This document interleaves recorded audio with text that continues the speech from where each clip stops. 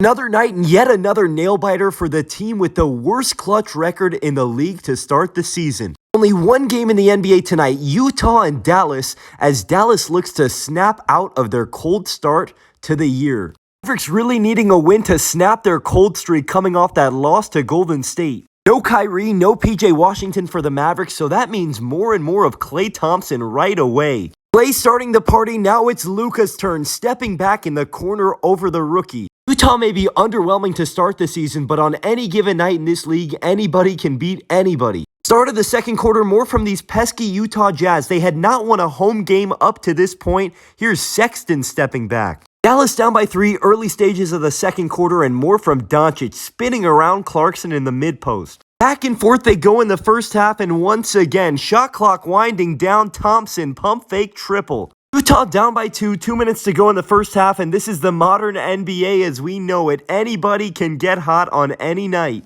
Young Bull for 3, now in the third, Lowry Markkanen, the Jazz star to the rim and one. More from Markkanen early stages of the third in transition, Sexton to Lowry, and he is hot now. Utah with a huge push at the beginning of this third quarter behind their star, and Dallas back in trouble. Remember that Dallas came into this game under 500, and now they find themselves in big trouble on the road. Fourth quarter, Mavericks down by 7, and it's starting to feel like a big mountain to climb in Salt Lake City. Clarkson beats the buzzer. Dallas not quitting though, down by 5, 4 minutes to go, and what a night it was for the new Maverick, Najee Marshall. Dallas down by 3, 2:20 to go. We saw what happened the other night in Golden State. They are only 1-5 in clutch situations, but there is Luka. Very next possession, all tied up, some mastery from Luka. The lob to Lively. Utah going right back at them though, up by 1, 40 seconds to go. They're going at Luka. Clarkson no good, but Collins the putback. Dallas needing another big bucket down the stretch, and who do they turn to?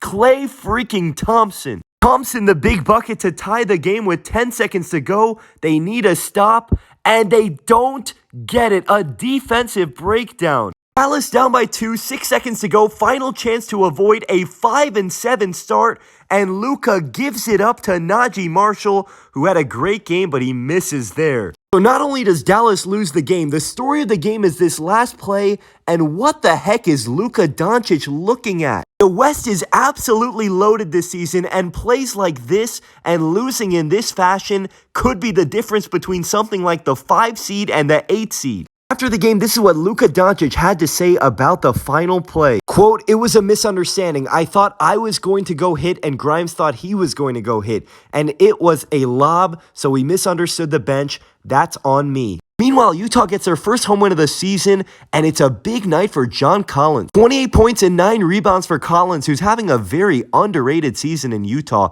I really think he could help a contender should they want his services.